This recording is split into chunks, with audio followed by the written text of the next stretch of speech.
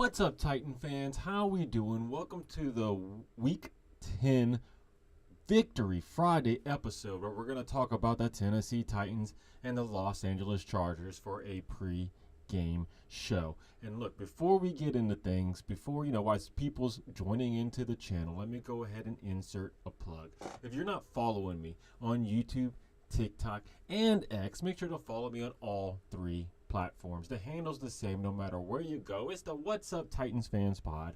I bring videos all throughout the week. I'm talking Monday through Friday. It's pre-game videos, post-game videos, anything else throughout the week. Some pre-recorded videos. I do those YouTube shorts, 60 seconds or left, and videos just like this where it comes to you live. And then on Sundays, sometimes I do a watch party. I may do one this week, but the game's a little later in the day. It doesn't start till after 4 p.m. It's like 4:05 p.m. Eastern time when it kicks off.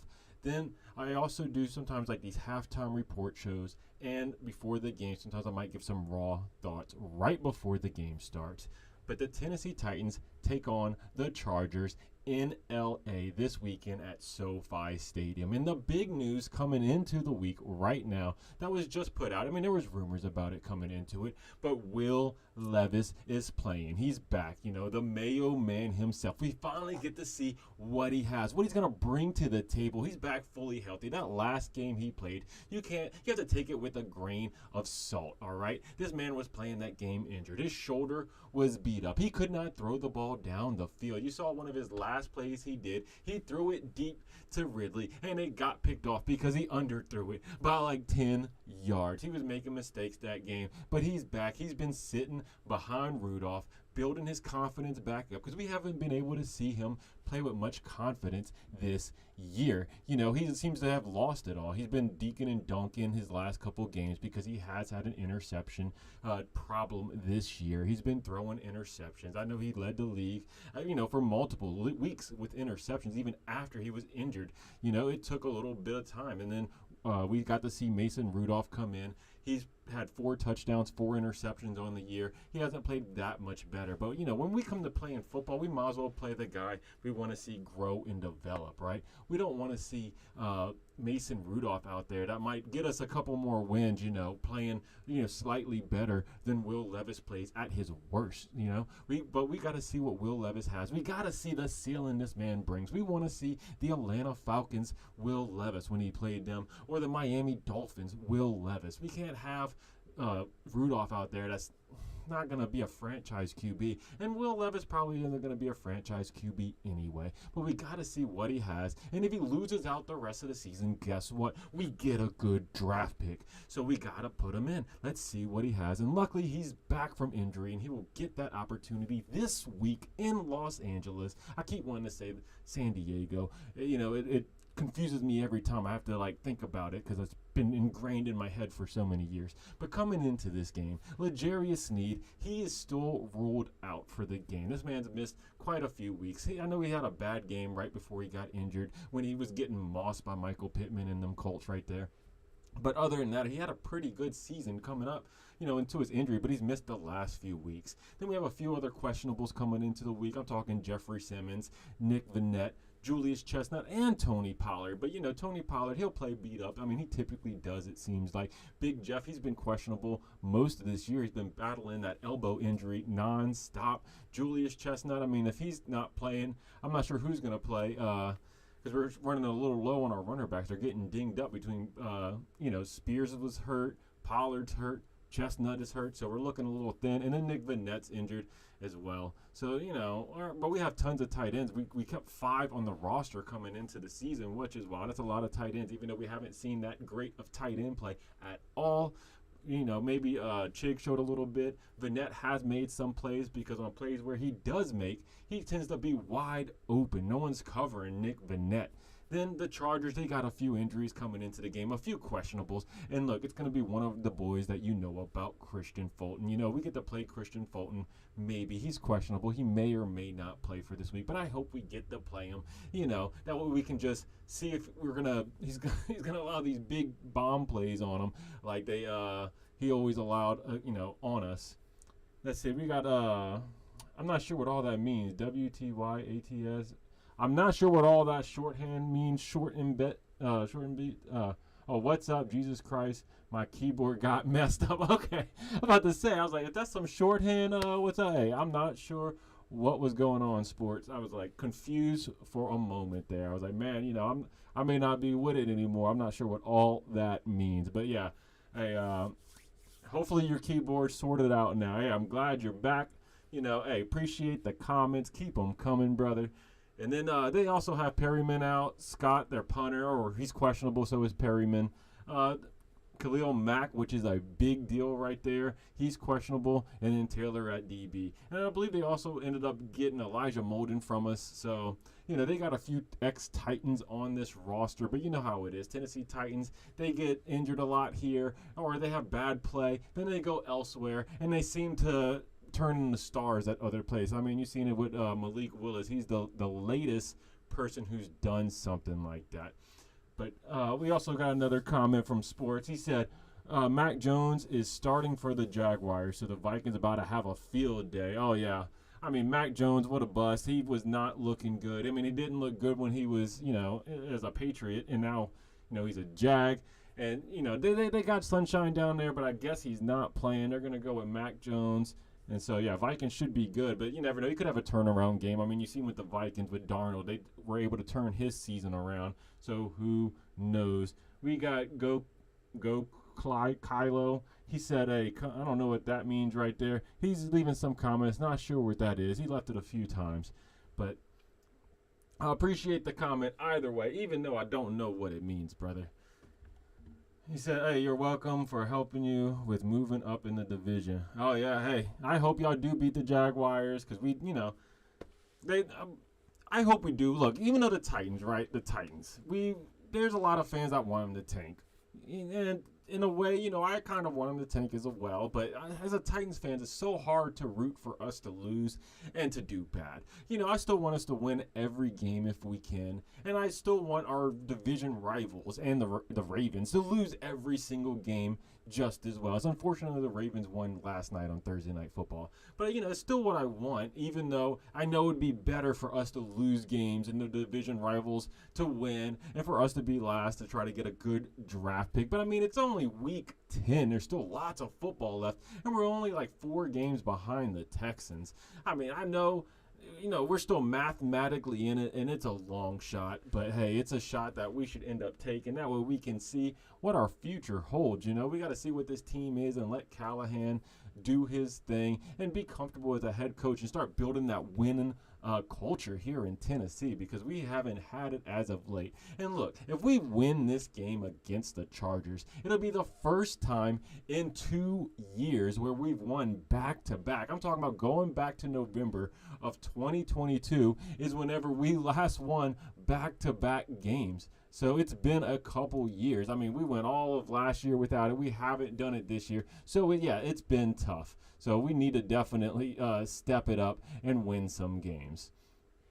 But also, we have a lot of turnovers typically, right? We have turnovers galore. We lead the league, with the worst turnover ratio. We don't commit many turnovers on defense, and we commit crazy amount on offense. But then the defense for the San Diego Chargers has the number 1 defense in the league when it goes to points allowed by their defense. They've only allowed 101 points this season, which is the best in the league. Where the Tennessee Titans, we allow a ton of points. I mean, we allowed over half of that just against the Lions, which is wild. He said, is Snead playing? No, Snead has been ruled out. His estimated return date is November 17th.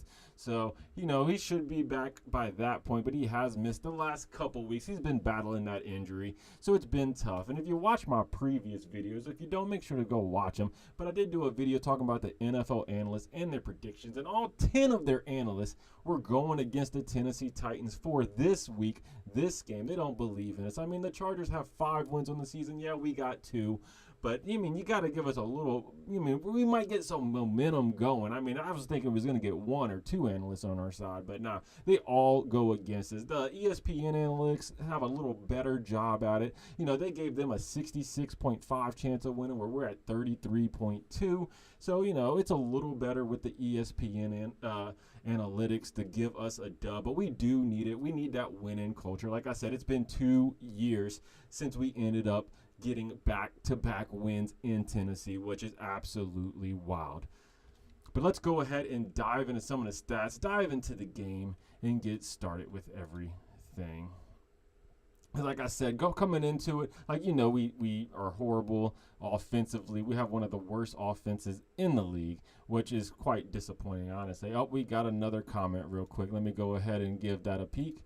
He said, Chardavius Ward, cornerback for the 49ers, daughter has died, and it's deciding not to play and facing backlash. You have to be so down bad. Tell people to play after that. Yeah, that is horrible what happened. Yeah, it would be tough to play. I can't believe, it happened. Obviously, no one wants anything not to happen. He should take as much time as he needs. I'm a father. I got 3 children, so I can't even imagine what that man is going through. And then J-Dog with the next comment, he said, this game will be a tie. Yeah, being a tie, that would be wild. No one wants a tie in the NFL. You got to come out there with either a win or a loss. Play to win, brother. Yeah, pray for him. Yeah, exactly. Pray for that man. He's going through some tough times. But look, since Will Levis is going to be back, let's take a gander at his stats, right? So for the season so far, he's 83 of 125 on his passes, 66.4 completion rate, almost 700 yards, and he has 5 touchdowns and 7 interceptions. But one of the big things, he's only averaging 5.6 yards, a reception, which is kind of low. Like you look at some of these other stats in the NFL, and the other quarterbacks are getting way more than him. And like last year, when you look at his stats compared to last year he was getting 7.1 yards, and then also last year he had 8 touchdowns, 4 interceptions, even though I know 4 of those tutties came in one game. We got another one. The Mayonnaise Menace is back. Yeah, the Mayonnaise Menace, the Mayo Man himself, he's back. I'm just hoping he grew up a little bit. He learned from Rudolph. I don't know, because right now the Tennessee Titans, we have one of the interesting stat is, I think it was with Rudolph, but he was number 1 in the league for throwing to the first read on the play. So that's something we can't have. They're just not even looking for open receivers. You saw it last week when Ridley was wide open in the corner of the end zone. And what did Rudolph do? He overthrew Chig on a little inside route, and it ended up getting picked off once he tipped it because he overthrew him. But Ridley was wide open in the corner of the end zone, but he's not looking. They're just making these one-look reads, and they're just throwing it no matter what. I mean, you see it with Will Levis. He takes the snap, he eyes his receiver down like he's staring at him the whole time, and just throwing it. He's not making reads. We got some more comments. Affectionate Pancakes. Hey, funny name right there. He said, look, man, the whole team is just crap. I've been a Tennessee Titans fan before the Tennessee Titans were the Tennessee Titans back in 1996. Because the first year they didn't even have a stadium and they had to share with the van. Yes, I remember that, brother. Look, I was there. I was an Oilers fan. I used to play Tecmo Bowl back in the day. My brother was a Saints fan. I'd be the Oilers with Warren Moon in them, and he'd be the Saints. And and then it's crazy because the Titans the Oilers moved to Tennessee. They were the Tennessee Oilers for 1 year. But yeah, they've been bad for a while. They did go to the Super Bowl 1 year. I know they went to the NFC Championship a few years ago. I mean the AFC Championship game, and they were the number 1 seed a couple years ago as well. So, hey, it just comes with time. It'll come and go. Maybe we will eventually develop and be one of those good teams. Just not right now. But we got Callahan as a head coach, and that was the thing he was wanting to bring to this team, right? Because before, we've always been a traditional old school football team. I'm talking run the ball, play good defense, as you've seen with Mike Vrabel as the head coach. And with Brian Callahan, he made all these promises of coming in here, modernizing the offense, making that pass offense, and just modernizing the team. We haven't seen it yet because he did inherit this roster, right? When you inherit a roster that's built around run the ball, play good defense, it's hard to throw the ball out. I mean, in the first few games, you saw Will Levis trying to air it out, but he was so inaccurate and making bad decisions. We resorted to just pounding the rock again, with Tony Pollard, as you've seen the last few weeks, because there's no trust with Will Levis or Mason Rudolph right now. Oh, we got some more comments in the house. Hey, Nikki J. Word, just get Joe Flacco next season. Hey, I don't know about that, brother. Hey, Joe Flacco, he's an older quarterback. He comes from the Ravens. I'd rather get a young guy in the draft. I wouldn't mind Joe Flacco being a backup, a veteran backup coming in, showing him the ropes, let him develop behind him instead of a quarterback like Mason Rudolph. Obviously Joe Flacco is better than Mason Rudolph, but we got to have, a younger quarterback if you're talking about a starter. Now, if you're talking about that veteran backup, sure, I'm down with Joe Flacco as a backup quarterback next year. Next comment from Sports and Bets. He said, he said Warren Moon was him. Yes, he was. Warren Moon is the man. Hey, Affectionate Pancakes, once again, another comment. I appreciate the comments, team. I appreciate it. So why don't they buy the team receivers, buy us some DBs, buy us some middle linebackers? Yes, we had a chance. Think about it, chat. We had one of the best receivers in the NFL. We had A.J. Brown. We struck gold with this man. He came to Tennessee. And the crazy thing is, he loved Tennessee. You saw his videos. He wanted to be a Titan for life. He loved the team. He loved the city. But we didn't want to pay him. You know what I'm saying? He wanted to be paid what top-notch receivers got paid. He's a top-notch receiver in the NFL. They didn't want to do it.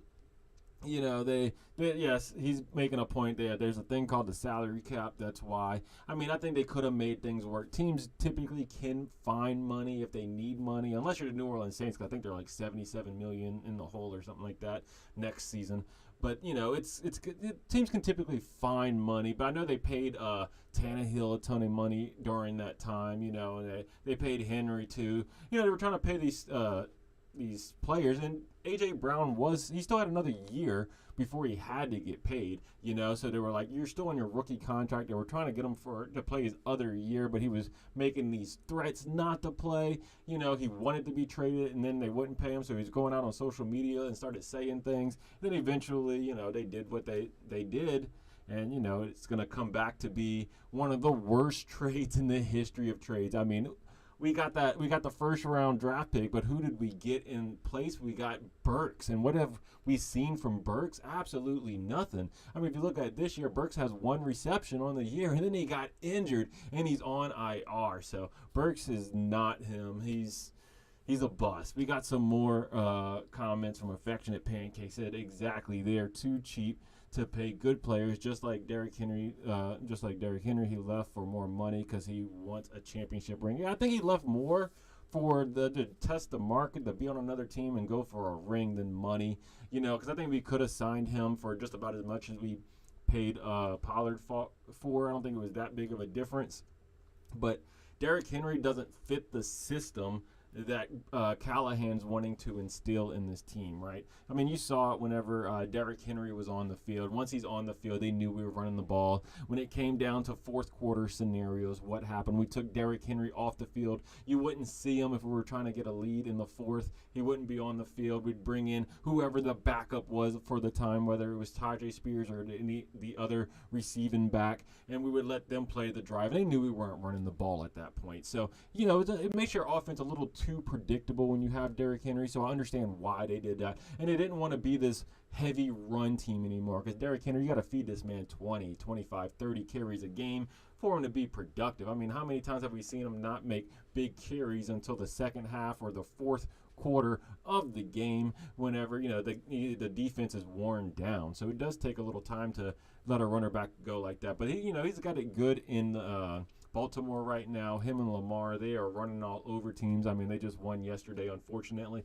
I want Derrick Henry to do good, but I want the Ravens to lose every single game. But we got another comment. We got a couple more comments real quick. We got Affectionate Pancakes. He said, how come it's okay for other teams to go over budget but not release what they win over teams like Kansas City Chiefs, Baltimore Ravens, Detroit Lions? And he said Callahan needs to hit this loaded draft hard. Yes. I mean, I don't think teams are allowed to go over. They always restructure deals and they push money back, or they do that thing where they can pay people like bonuses, like instant money that doesn't go against the cap, you know. So it's like they have good, like, basically accountants or whatever that messing with the money, and move it around to make it work out. So that's basically what they do. I mean, the Chiefs constantly get outstanding players, even though they give Mahomes record-setting contracts. I mean, you see it, and then the same with the Ravens, and the Lions. But the Lions got a lot of players, the ex-Titans you see over there on their offense. I mean, you see, was it Khalif Raymond? They got him cheap. He's over there making plays. They had that other wide receiver from us. Was it Raymond or whatever his name was? I can't even remember his name, but they ended up getting him. He made some plays for him. So, I mean, they get some players, in the cheaper end, but they utilize their guys, so it works out for them. And then he said, because, like, if you guys have a 10 pick, take McKillen. Okay. Yeah, I mean, if we have a top 10 pick, I mean, we need a quarterback. That's where it's going to be if we have a top 10 pick. And hopefully they're still around because there's basically 3 really good quarterbacks right now. I mean, let me know if y'all think there's any others, but I think the top 3 quarterback is Shador Sanders, Quinn Ewers, and then Cam Ward in Miami. That's like the 3 quarterbacks I think everyone's shooting for right now. I know there's some other guys coming in, but those are the top 3. Everyone else you can kind of wait and get later on. So it just depends on where we fall in the top 10, Affectionate Pancakes, he also said, that's why we need more players to surround the good players. We do, and, we need to start drafting some playmakers, chat. We really do. I mean, if you look over the past few years at the draft, I mean, what do we get? We get linemen. We get them, seems like nonstop. We get offensive linemen, and it doesn't work out. I mean, we had Isaiah Wilson. He didn't even make it a full season. He's off the team. I know we ended up getting Peter Skoronski, he's a guard. He's doing all right. And then Latham, we'll see where, time will tell. So far, it's okay. But then we got Radens in the draft. We end up getting Duncan with a 7th-round pick, but he's not really working out. We have NPF. He's not working out. I think we got him in, like, the 3rd round as well. But it seems like we spend so many draft picks on these offensive linemen, and they're not working out. Other teams, I mean, we pass up playmakers. I'm talking about high-tier playmakers to get these offensive linemen that don't work out, while other teams, they're just getting mid-round linemen or just getting free agents, and it's working out for them. So I don't know where the mix-up is here and why we're not, able to draft these good players. Like you see Brock Bowers this year. I wanted Brock Bowers. I did. I know there was a lot of Tennessee fans that didn't want Brock Bowers. But look how good he's doing for the Raiders. Imagine if we had him right now as a receiving tight end, because the tight end is one of our weakest points on our offense. I mean, unless you're going to say quarterback. Quarterback's also a weak point. But coming into the season, I mean, when you looked at our receiving core, and we had Ridley, right? We had D-Hop. Burks, you know what I'm saying? We were like, oh, we have Tyler Boyd. We're like, man, our receiving core is stacked. We just had basically nothing at tight end. Runner backs, you're thinking Pollard, Spears. Like, that's looking really good. Like, on paper, we looked outstanding. We just needed it. We were just hoping Will Levis would be able to take that step and live up to the potential or the ceiling that he showed this season before when we played the Falcons and whatnot. But we haven't seen it from Will Levis. We don't have a tight end at all. The offensive line comes and goes. I mean, the main issue's on the right side with the right tackle. I mean, they've tried Watson over there. We had NPF. We had Duncan. I mean, it's like it's a roulette every week on the right side. We cannot secure that at all. The left side's pretty good. I mean, I've seen Latham let a few sacks come through, but most of the time it is the right side that is so damaging for us. We got some more comments right now. We got Sports once again saying the entire quarterback draft is good. The worst quarterback in this year's draft is KJ Jefferson. And then Pancake said, so here's something I want to show you. Who's in charge of the NFL? I mean, it's Roger Goodell. I mean, he's the commissioner. But other than that, I'm not sure. I know each team has their owner. We got Amy. She's kind of, I don't know, it's kind of drastic at times. I mean, you see how we hired Mike Vrabel. We re-signed him to a long-term deal, and then, like, it was almost instantly, right at the year after she re-signed him to that deal, she hey, she fired him. So and same thing with J. Rob. Basically, the same thing happened. But now, it's the Callahan era. So we'll get to see him, see Ron Carthon. We can't fire Callahan yet, even if the season, doesn't do well. I'm just hoping he turns things around. It looks like that Dan Campbell type thing. Dan Campbell, his first year, only won 3 games. I've said it before and I'll say it again. And then with these young quarterbacks, you don't want to have a different head coach every year. You don't want to be on that coaching carousel where it's a new quarterback every year, because that isn't going to work out. It never works out for any young quarterback across the league. And at least we have Callahan, who is offensive minded, and so we can keep that same offensive scheme going every year. Unlike before, when it was Mike Vrabel, we saw anytime a offensive coordinator did good, like Smith, right? Arthur Smith, what happens? He ended up leaving and being a head coach somewhere. And then you have to go through different offensive all the time, and it's always changing for your QB. So as long as we have Callahan, he's consistent. Now, I don't know if he needs to be calling plays and doing everything. Maybe he's doing too much right now, because whenever he was in Cincinnati, what did he do? He just sat up in the booth, right? And he just basically watched the game. I mean, the head coach there, Zach Thomas or whatever, he called plays, and it was his offense. Callahan just helped coach it. Now you got Callahan doing everything, right? He's trying to coach the offense. He's calling plays. He's down on the field. He's not used to any of that. So, he's taking on a lot of new things. Maybe he needs to have some help over there. Maybe let someone else call the plays for a game. That way he can actually focus on head coach stuff. I'm not sure. Oh, we got some more comments. What do the Titans need to upgrade this offseason since the season didn't go as planned? Hey, look, Sports is already hitting it hard for me right now. He is on point. We need a QB. We need the O-line to fix, right? Especially the right side. The right side, that right tackle, they need to secure that up. Tight end, because we have zero, we have no star at tight end. I mean, Chig, he's the best tight end we have. And how well have you seen him play this year? I mean, almost Vanette has, he's made big plays, just because no one covers him because he's so wide open. I mean, you saw it last week.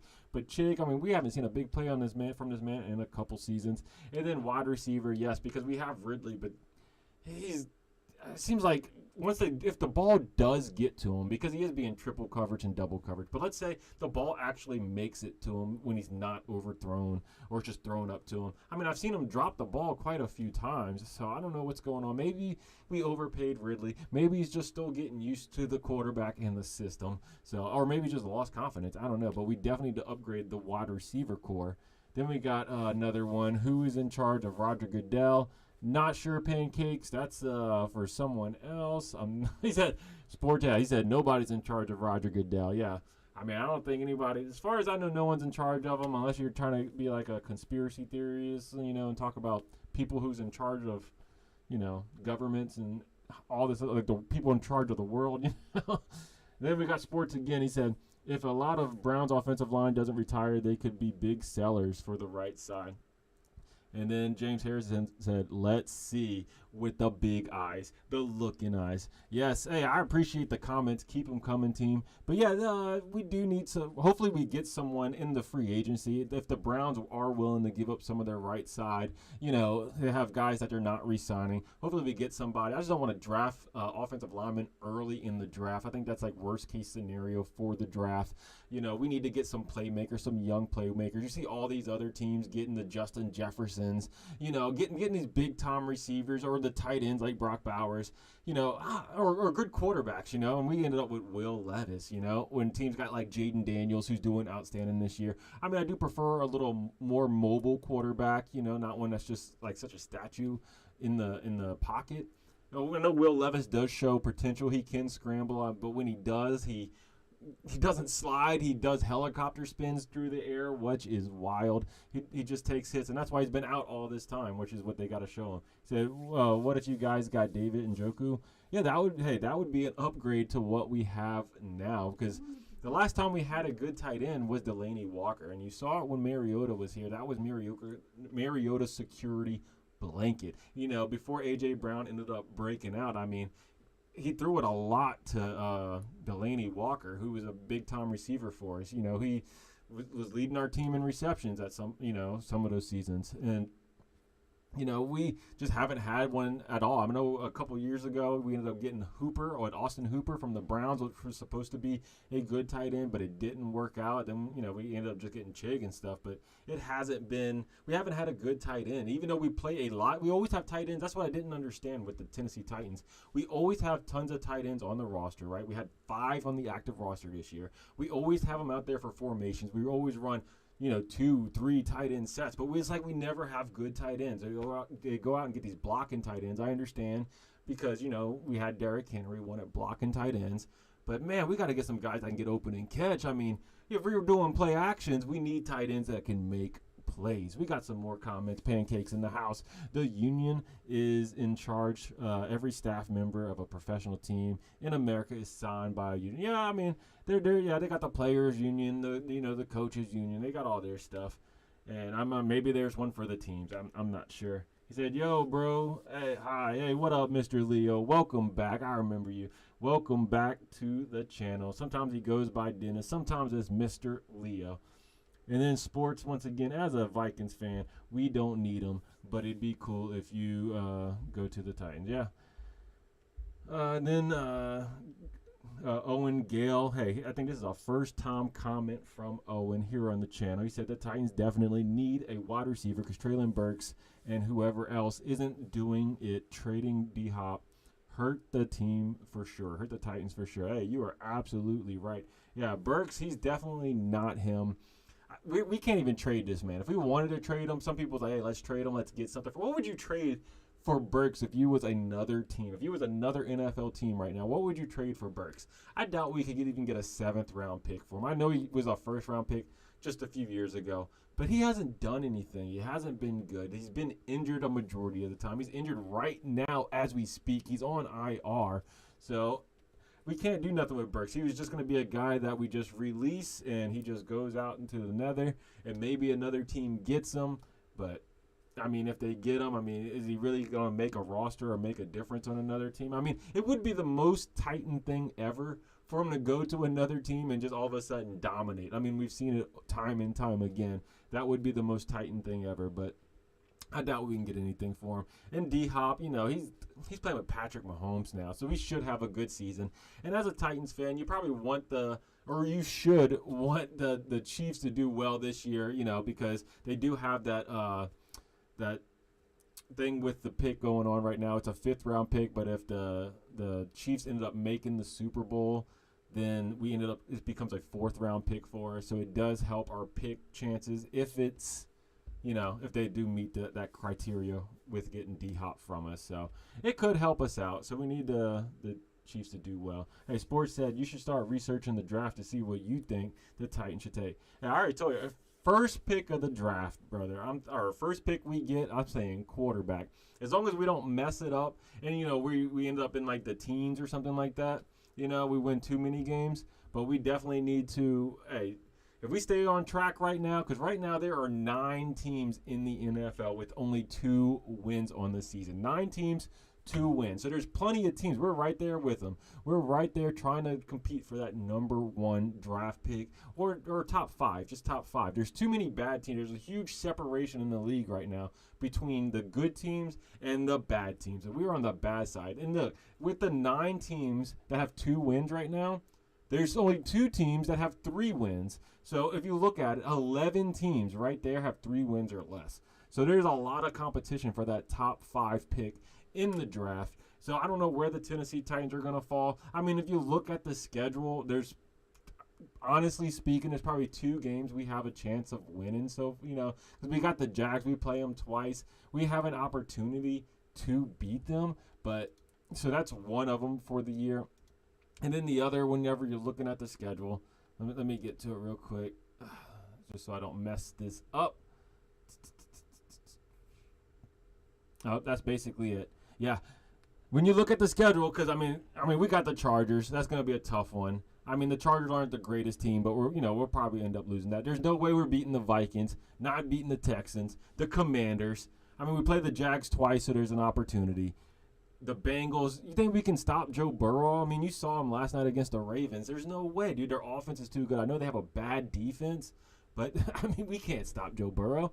Then we versus the Colts. I mean, maybe the Colts just, if they play Anthony Richardson, because he's one of the worst quarterbacks we've seen in a long time. This man has like a 44% completion rate. The Colts are terrible, or at least Anthony Richardson is. They look better when they have Joe Flacco on the field. And then they got the Jags, and then the Texans. Like I said, we're not going to beat them. So, I mean, realistically, looking at the schedule, I mean, we may not get another win except against the Jags, and that's if we beat them one of the 2 times we play them. Look, we got some more comments right now, sports, talking about Shedeur. Yeah, having Shedeur Sanders would be an absolute steal. The only thing with Shedeur is the drama you get from Prime. Because I know they don't want him to go to a bad team, and we are a bad team, but that's what it is. That's how the NFL draft is laid out. The bad teams get the best picks, so it's hard to go to a team. If you're considered one of the top players in the college football, you're probably not going to go to a top team. But yeah, you will get a lot of drama with Shedeur, but you do get the playmaking ability, and that's kind of what we need, right? He said Travis Hunter, future Titan. He can play both sides of the ball, wide receiver and quarterback. Yeah. Getting Travis Hunter would be nice. Hey, I don't know if he can do that. There's some players that could. I mean, Dion did it. But, it's tough to play. You don't see it much these days with a athlete playing both sides of the ball, offense and defense. How often do you see that happen in the NFL? He might have to pick and choose because, I mean, the college competition, especially in the division or the conference he plays in college, I mean, you can kind of do that. But if you're tired against some of these boys in the NFL, they're gonna burn you. You know what I'm saying? I mean, you can't be tired on defense, expect to go out there and cover some of these top-notch receivers that is just as fast as you and just as athletic as you. The competition in the NFL is so much higher. Sometimes you need that break on the sideline. Pancakes again. He said the way you put that doesn't sound good at all. Yeah. Bets, Owen Gale, per game you can only register as one position. Okay, sports, hey, he put it out there for you right there that you can only do one position at a time in the NFL. Maybe they took it out. I know players used to do it back then, play both sides. Maybe you can't this anymore, but I know it would be too hard to do. I'm telling you right now. Hey, Pancake said, amen, I subscribe to your channel. Thanks for talking to me. I had to run to town. Hey, I appreciate it, Pancakes. I try to read all the comments. Appreciate the comments, too. It helps the conversation out. It's all about having a conversation here. Me talking with you, anything Titans or sports related. And then so I'm really, I'm hoping the Tennessee Titans win this week. They may or may not. We haven't won back-to-back games in 2 years. It's been 2 years. So it's going to be a tough sell, but I will be here watching the game, watch the whole thing from front to end. Like I said, I might do a watch party. I haven't done one in a couple weeks, but hey, if I do, feel free to come in and join me, chat with me during the game. But if not, if there is no watch party, I'll definitely do something before the game and at halftime. I mean, the halftime show last week was very successful, maybe because we were doing well. So, hey. And then sports once again said no, per game you can only play one position, like one game. He could play wide receiver, then next he could play. Okay, that's a good little fact there. I appreciate it, sports, for letting the chat know about how it is in the NFL, because not everybody knows that. Like I said, they used to do it before. They don't do it anymore. But hey, chat, this about does it for today's episode. I hope the Titans get the win. I think we have an opportunity or a chance to do it this week. I mean, the Chargers are a good team, but they're not the best team. They only got 5 wins on the season, where we got 2. I mean, if we win this week, we'd have 3 to have 5. We're literally right behind them, so it's not that big of a deal because it's only week 10. The season's only about halfway over. There's still plenty of time for the Tennessee Titans to turn things around and make a comeback or a run if they wanted to, but it would be at the risk of losing draft positions. But you never know. We'll see how Will Levis looks this Sunday. Is Will Levis back? Maybe he is. Maybe he isn't. But don't forget to comment down below on your takes for the Tennessee Titans game. And don't forget to like, subscribe, and tighten up, baby.